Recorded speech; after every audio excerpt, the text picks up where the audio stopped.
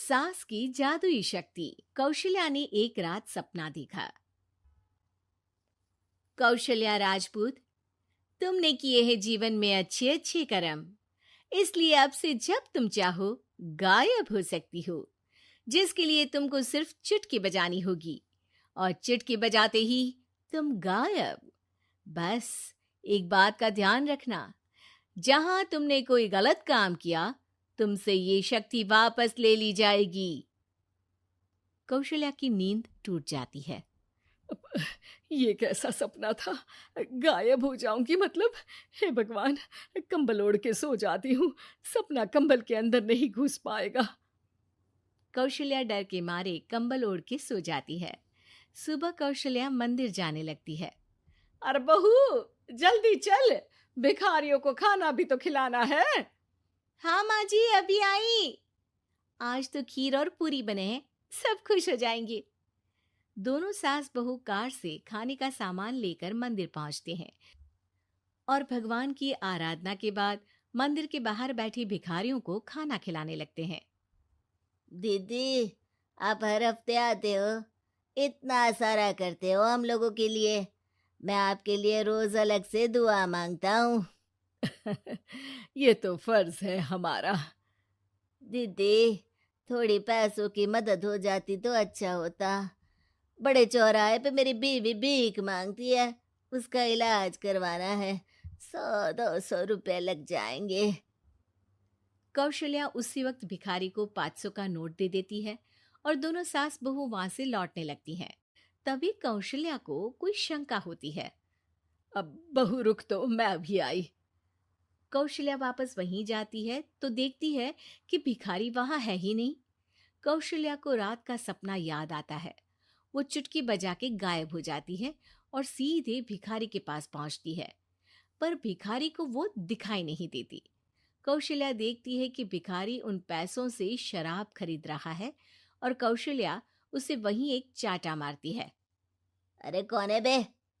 एक और चाटा पड़ता है। अरे कौन है? कौन है? हिम्मत है तो सामने आओ। भिखारी को झूठ बोलने पर तड़ातड़ चांटे पड़ते हैं। वो वहां से भाग खड़ा होता है।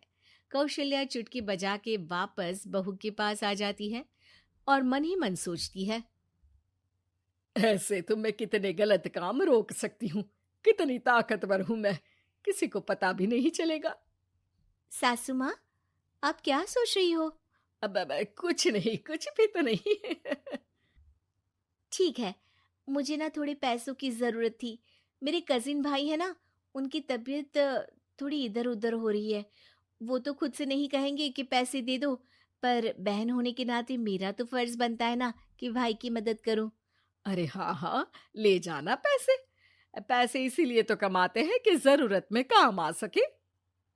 घर पहुंच के कौशल्या अपनी बहू को 10,000 रुपए दे देती है। कब जाएगी तुम मायके? कल शाम की ट्रेन है। दोनों काम में लग जाती हैं। तभी काम वाली दीदी वहां आती है। आज ना मैं आप लोगों के लिए पनीर बनाऊंगी। ठीक है, मंगवा लेती हूँ पनीर। पड़ोस की दुकान वाला पनीर दे जाता है और काम वाली बाई पनीर से रेसिपी बनाने लगती है। आज अपनी सुपर पावर काम वाली बाई पे ट्राई करती हूँ, देखूं तो सही किचन में करती क्या है ये। सास चुटकी बजा के गायब हो जाती है और किचन में पहुंचती है। बाई को खबर भी नहीं है कि कौशल्या भी किचन में ही है। आज तो मैं भी पनीर की सब्जी बनाऊंगी रात को अपने घर, और थोड़ा सा घी भी रख लेती हूँ। वैसे भी कौशल्या बुढ़िया खा खा के मोटी हो गई है। कौशल्या बाई की चोरी पकड़ लेती है और गुस्से में बाई की चोटी ऊपर उठा देती है। बाई को समझ भी नहीं आता कि उसकी चोटी खड़ी कैसे होगी। वो डर के मारे चीख पड़ती है। बहू भागते हुए किचन में आती है। अरे क्या हुआ? ये तुम्हारी चोटी खड़ी कैसे है? करंट लग गया है क्या? पता नहीं, शायद किचन में ना भूत है। बाई वहां से भाग खड़ी होती है और कौशल्या चुटकी बजा के अपने कमरे में टीवी देखने लगती है। बहू वहां जाती है। माँ जी, किचन में ना भूत है, बाई भाग गई। अरे भागने देना, भूत का तो पता नहीं, किचन में चोर जरूर था और वो थी अपनी काम वाली। अच्छा हुआ चली गई। बहू को कुछ समझ नहीं आया। उसने किचन में जो देखा उसके सदमे में जो थी वो अभी तक। अगले दिन बहू अपने मायके के लिए निकल जाती है। कहीं भिखारी और काम वाली की तरह बहू भी तो मुझे धोखा नहीं दे रही। अरे कहीं वो पैसे ले जाके शॉपिंग तो नहीं करने वाली ना। अभी पता लगाती हूँ। मुझसे कुछ छिपा है भला। जैसे भगवान सब देख रहा है वैसे ही मैं भी सब देख रही हूँ। सास को अपनी शक्ति पर घमंड आ गया था। वो अब अच्छे काम करने की जगह अपनी शक्ति का इस्तेमाल खुद का शक मिटाने के लिए कर रही थी। वो चुटकी बजाती ही बहू के मायके चली जाती है। भैया, आपने बताया क्यों नहीं कि इतनी तबीयत खराब है? अरे तेरी सास बूढ़ी हो गई है, इतना भला काम करती है, उनकी मदद कौन करता है? यहाँ तो और भी लोग हैं ना। भैया, मेरे पास कुछ पैसे हैं, आप दूसरे डॉक्टर को दिखा दीजिए ना। अरे मुझे लगता है कि मेरा टाइम आ गया है, मुझे जाना होगा। कमरे में भाई की आत्मा को लेने यमदूत आ चुके थे। कौशल्या भले ही किसी को नहीं दिख रही थी, पर यमदूत ने उसे देख लिया।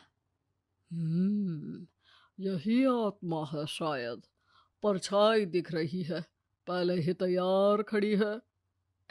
अरे आप कौन हो? यमराज का नाम सुना है? हैं? आप यमराज हो क्या? नहीं, हम उनके यहाँ जॉब करते हैं, आत्मा उठा के ले जाते हैं डिलीवरी वाले। चलो अब तुम्हारा टाइम पूरा हो गया। अरे आप शायद ना वो बिस्तर पर पड़े आदमी की आत्मा को लेने आए हो। मैं तो बस यहाँ देखने आई थी कि मेरी बहू कहीं मुझसे पैसे लेकर शॉपिंग करने तो नहीं चली गई ना। मतलब तुम्हारे पास शक्ति है गायब होने वाली? हाँ। तुम ऐसे तुच्छ काम में उपयोग कर रही हो ऐसी दिव्य शक्ति का। अब तो तुमको ही लेके जाऊंगा। अरे नहीं नहीं, कल मुझे किटी पार्टी में भी तो जाना है। अब नरक में ही करना किटी पार्टी। नहीं नहीं नहीं। 3 बार नहीं क्यों बोल रही हो? टीवी सीरियल चल रहा है क्या एकता कपूर का? अरे प्लीज मुझे जाने दो। आप तो उस बीमार आदमी की आत्मा को लेने आए थे ना। गलत डिलीवरी करोगे तो यमराज डांटेगा ना।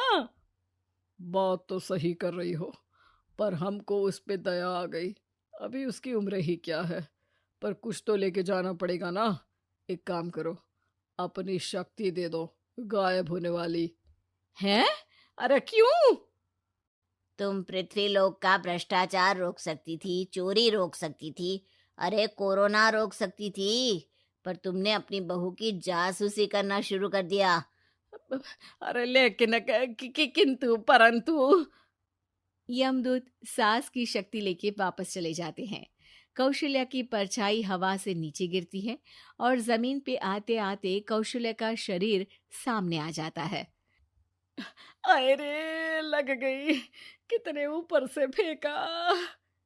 माँ जी, आप यहाँ ऊपर से कैसे गिरी? अरे समधन जी, आप अचानक कमरे में। सब घबरा जाते हैं। सास बहू को सारी बात बता देती है। ये लो आपके 10,000 रुपये। आपको मुझ पे इतना भी भरोसा नहीं है? अरे बहन, मुझे दर्द नहीं हो रहा है, अब अचानक से सब अच्छा होने लगा है। अरे तो फिर बिस्तर से उठ जाओ और मुझे लेटने दो। गिरी हूं ऊपर से तो पूरा बदन दुख रहा है। भाई को तो यमदूत ठीक करके जाते हैं, पर कौशल्या देवी दर्द के मारे बिस्तर पर आ जाती हैं।